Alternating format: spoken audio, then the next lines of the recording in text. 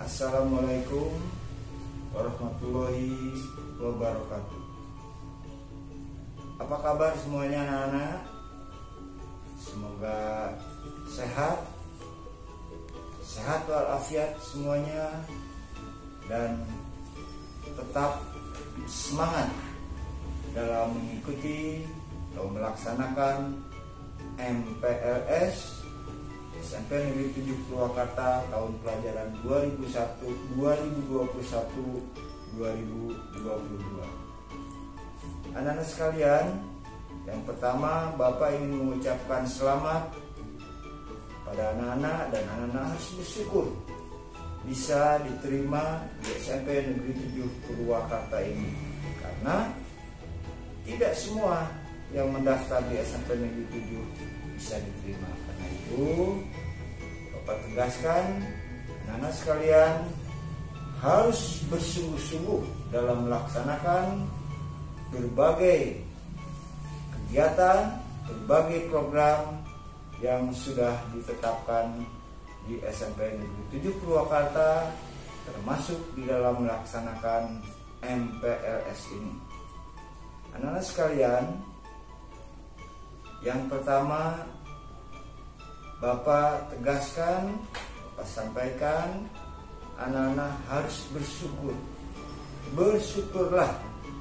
Bersyukur bukan karena kita terlahir dari keluarga yang kaya atau cukup, tapi bersyukur kalau kita terlahir di keluarga yang mengajarkan kesantunan, kesederhanaan, dan tata krama dalam kehidupan sehari-hari.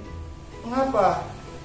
Karena anak-anak yang terdidik dalam keluarga yang penuh kesantunan, etika, sopan santun, hidup sederhana, bertata krama dalam kehidupan sehari-hari, akan tumbuh menjadi anak-anak yang tangguh, disenangi, disegani banyak orang, dan insya Allah ke depan pasti berprestasi. Anak-anak sekalian, mengapa hal ini saya sampaikan? Karena saya yakin pasti apabila kita sudah terbiasa melaksanakan tata krama dalam kehidupan dengan baik, maka seseorang itu ia akan tahu berbagai aturan dan taat patuh pada aturan atau norma yang berlaku. Ia meskipun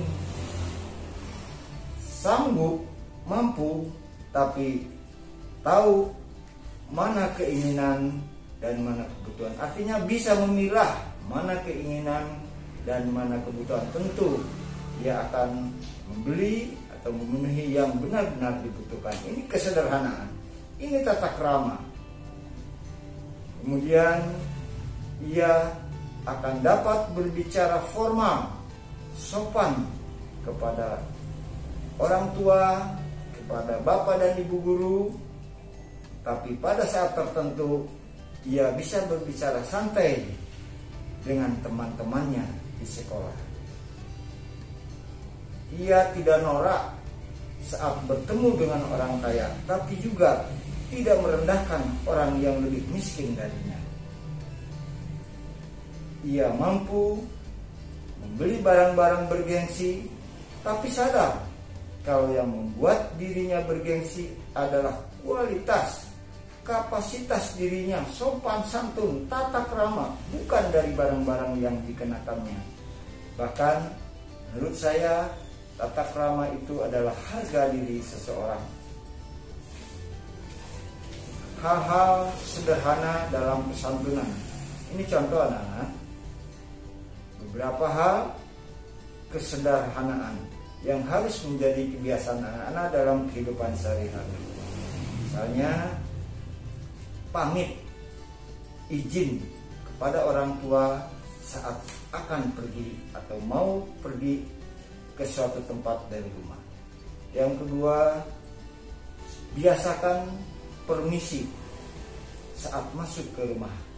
teman atau ke rumah siapapun, biasa kita mengucapkan Assalamualaikum atau selamat sore, selamat pagi, biasakan permisi.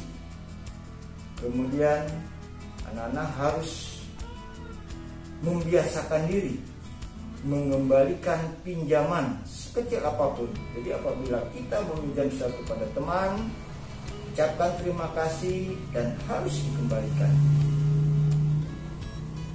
Contoh lainnya, berani minta maaf saat ada kesalahan. Sekali lagi, tahu berterima kasih jika dibantu sekecil apapun. Hal ini kelihatannya sederhana anak-anak, tapi tidak semua orang bisa melaksanakan apabila tidak punya attitude, tidak punya tata krama. Ia tidak akan mampu melakukannya.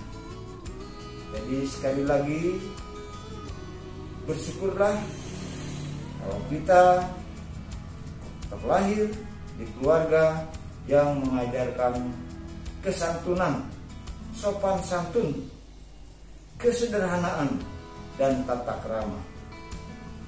Itulah karakter kita, itulah tata krama yang harus kita pelajari dan kita terapkan dalam kehidupan sehari-hari. Mudah-mudahan anak-anak dapat dimengerti apa yang sudah Bapak sampaikan sebagai pembuka pendidikan karakter dan tata krama. Berikutnya, tahukah kamu apa yang harus dilakukan agar pendidikan khususnya di Kabupaten Purwakarta, umumnya di Indonesia, dari hari ke hari harus meningkat, semakin meningkat? Apa yang harus dilakukan? Jawabnya yaitu dengan pendidikan karakter bangsa. Apa pendidikan karakter bangsa itu? Pendidikan karakter bangsa merupakan pembelajaran etika, moral, dan sikap bagi peserta didik. Nilai-nilai karakter apa saja yang harus dimiliki peserta didik? Itu ada di dalam pendidikan karakter bangsa. Lalu, apakah yang dimaksud dengan karakter itu? Yang dimaksud dengan karakter adalah merupakan bentuk kegiatan manusia yang di dalamnya terdapat suatu tindakan yang mendidik, diperuntukkan bagi generasi selanjutnya. Tujuan pendidikan karakter untuk membentuk, menyempurnakan diri individu secara terus-menerus dan melatih kemampuan diri demi menuju ke arah kehidupan yang lebih baik. Anak-anak masih ingat ada berapa nilai utama dalam pendidikan karakter? Ada berapa anak-anak? Ya, ada 5 nilai utama dalam pendidikan karakter. Yang pertama, religius. Yang kedua, nasionalis. Yang ketiga, mandiri. Yang keempat, gotong royong. Dan kelima, integritas. Itulah nilai utama dalam pendidikan karakter. Yang dimaksud dengan religius adalah merupakan nilai karakter yang mencerminkan keberimanan terhadap Tuhan Yang Maha Esa. Nasionalis, nilai karakter yang terdapat di dalamnya merupakan cara berpikir, bersikap, berbuat, menunjukkan kesetiaan, kepedulian, perhatian, dan penghargaan tinggi terhadap bangsa. Yang ketiga, mandiri. nilai karakter yang terdapat di dalamnya, sikap dan perilaku yang tidak bergantung kepada orang lain. 4. Gotong royong. Gotong royong ini pengertiannya luas, tapi sebagai contoh mudahnya pada saat anak-anak melakukan piket di dalam kelas atau dalam mengerjakan sesuatu tugas dengan teman-teman baik di rumah maupun di sekolah. Yang kelima, integritas. Integritas ini dapat dipercaya. Nanti pada waktunya akan ada data penilaian harian atau tugas-tugas harian yang diberikan oleh Bapak dan Ibu guru. Nah, bagaimana kita mengerjakannya dengan baik, tepat waktu, tidak mencontek, jujur, berusaha untuk mengerti dan menjawab setiap materi, setiap ulangan dengan sungguh-sungguh dan jujur apa adanya. Ya, sekali lagi, itu adalah nilai utama dalam pendidikan karakter. Jadi ada 5 ya, 5 nilai pendidikan, 5 nilai utama dalam pendidikan karakter. Anak-anak sekalian, selanjutnya Bapak akan menyampaikan atau membahas tentang tata krama. Pengertian tata krama. Secara harfiah, tata krama berasal dari 2 kata, tata dan krama. Tata artinya adab, aturan, dan norma-norma. Krama sopan santun, kelakuan, dan perbuatan. Jadi, yang dimaksud dengan tata krama adalah aturan-aturan yang berlaku, baik tertulis maupun tidak tertulis dalam pergaulan manusia. Tujuannya untuk saling menghargai, menghormati, dan melayani, sehingga pergaulan menjadi menyenangkan, situasi menjadi kondusif untuk semua pihak. Apabila kita memperlakukan orang lain dan kita ingin seperti yang diperlakukan, atau contoh sederhananya, kalau kamu menghormati orang lain, pasti kamu pun akan dihormati orang lain. Anak-anak sekalian, marilah kita melakukannya dalam kehidupan sehari-hari, baik keluarga, dengan teman-teman di sekolah, nanti pada saatnya masuk sekolah atau dimanapun kita berada. Jadi marilah kita terbiasa atau membiasakan diri melakukan hal-hal yang sudah Bapak jelaskan tadi. Baik, berikutnya adalah prinsip tata krama. Prinsip tata krama ada 3. 1, respek dan toleransi. Yang kedua, empati. Dan yang ketiga, kejujuran. Respek dan toleransi berarti menghargai orang lain, peduli dan menghargai orang lain apa adanya. Empati, meletakkan dirimu di pihak orang lain ketika kamu bertindak atau berucap, dipikirkan terlebih dahulu.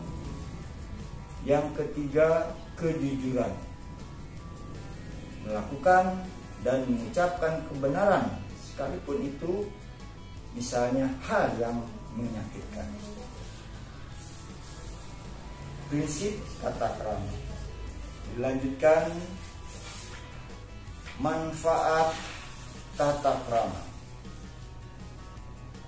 Manfaat tata krama sebetulnya banyak, tapi minimal anak-anak bisa memahami 5 manfaat dari tata krama. Yang pertama, membuat seseorang disegani dan dihormati oleh orang lain. Yang kedua, menjalinkan hubungan baik dengan orang lain. Yang ketiga, memberi keyakinan pada diri sendiri dalam setiap situasi. Yang keempat, dapat memelihara suasana yang baik di lingkungan keluarga, sekolah, ataupun di masyarakat. Dan yang kelima, tentunya bila kita selalu menerapkan tata krama dalam kehidupan sehari-hari, tentu akan mengantarkan anak-anak menjadi anak yang berbudi pekerti dan berprestasi dalam berbagai hal, baik itu pendidikan akademis maupun non-akademis. Bapak lanjutkan dengan macam-macam tata krama. Ya, yang pertama, tata krama di sekolah, tata krama di rumah, tata krama di masyarakat. Dalam hal ini yang akan Bapak tegaskan adalah tata krama di sekolah. Tata krama di sekolah bersikap sopan dan menyapa. Ya, kalau sebelum masa pandemi pada saat yang lalu atau di mana nanti pandemi corona ini sudah berakhir, apabila kita berpapasan dengan Bapak Ibu guru itu biasa dulu mencium tangan. Kalau sekarang cukup tangannya diangkat dengan mengucapkan salam, menundukkan kepala sedikit boleh. Itu sudah menunjukkan hal yang baik, sikap yang sopan dalam menyapa. Kemudian mengucapkan terima kasih apabila anak mendapat bantuan sekecil apapun. Tata krama di sekolah berikutnya yang anak-anak tidak boleh lupa, ini tidak boleh mengejek atau mengolok-olok teman. Kenapa? Kita harus saling menghargai, saling menghormati atas perbedaan-perbedaan yang ada. Perbedaan sosial ekonomi, perbedaan sosial, keadaan latar belakang orang tua, dan perbedaan agama. Kita harus menghormati dan menghargai. Berikutnya, nanti pada saat pembelajaran di kelas KBN tatap muka sudah dilaksanakan setelah pandemi ini berakhir, maka tata krama dalam pembelajaran di kelas yang pertama adalah disiplin waktu. Maksudnya anak-anak sudah berada di dalam kelas 5 menit sebelum pelajaran dimulai atau sebelum Bapak Ibu guru hadir di kelas. Yang kedua, mendengarkan dengan baik apa-apa yang dijelaskan oleh Bapak dan Ibu. Tidak bercanda atau bermain sendiri, apalagi membuat gaduh dalam kelas. Dan yang ketiga, senantiasa anak-anak selalu meminta izin terlebih dahulu apabila ada keperluan atau ingin meninggalkan kelas karena sesuatu. Misalnya mau ke kamar mandi atau ke toilet, bicaralah dengan bahasa yang baik, minta izin pada Bapak dan Ibu guru yang ada di kelas pada saat itu. Anak-anak sekalian, ya, di saat pandemi saat ini Bapak ingin menegaskan bagian dari tata krama, anak-anak harus berupaya untuk selalu disiplin menggunakan atau pakai masker, disiplin menjaga jarak, selalu disiplin cuci tangan dengan sabun yang bersih ketika selesai beraktivitas. Beberapa tata krama di sekolah yang harus anak-anak perhatikan adalah tata krama berbicara. Tata krama berbicara, jangan mengucapkan kata-kata yang dapat menyinggung perasaan orang lain. Hendaklah berbicara jujur, terus terang apa adanya. Jangan menyindir atau berlagak sombong dan merendahkan orang lain. Hendaklah mengucapkan terima kasih atas pertolongan dan pemberian orang lain, sekecil apapun. Sewaktu orang tua berbicara, hendaklah mendengarkan dengan penuh hormat. Jangan menyela pembicaraan orang lain. Ingat ya anak-anak, tata krama dalam berbicara. Berikutnya, tata krama dalam berpakaian atau berbusana. 1. Menggunakan seragam sekolah yang sudah ditentukan. Jadi dari hari Senin sampai Jumat ada ketentuan-ketentuan pakaian seragam yang harus dipakai oleh anak. Yang kedua, tata krama berbusana, yaitu menggunakan sepatu hitam, kaos dan berkaos kaki. Ketiga, menjaga kebersihan dan kerapihan baju. Yang keempat, khusus untuk laki-laki, upayakan berambut cepat, rambut pendek, terlihat rapi, keren.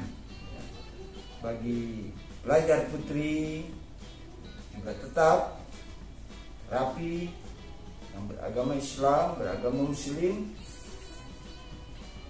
menggunakan jilbab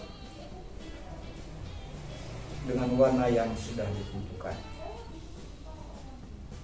Yang kelima, memakai masker dan menjaga protokol kesehatan. Itu contoh-contoh tata krama berpakaian. Berikutnya, tata krama makan dan minum. Dalam makan minum pun, saat makan dan minum pun ada tata krama. Tata krama yang pertama, tidak berbicara saat mulut terisi makanan atau sedang mengunyah.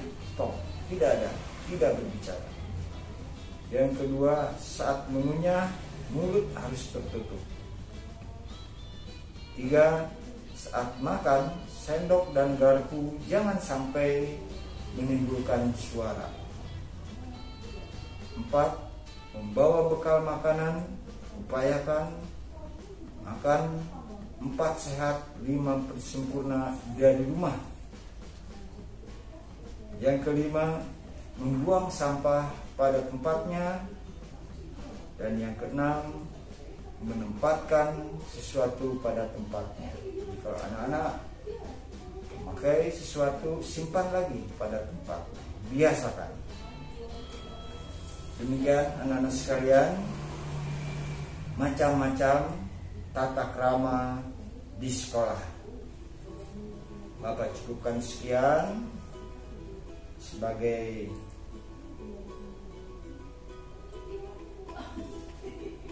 akhir kata. Bapak ucapkan salam sehat dan tetap semangat.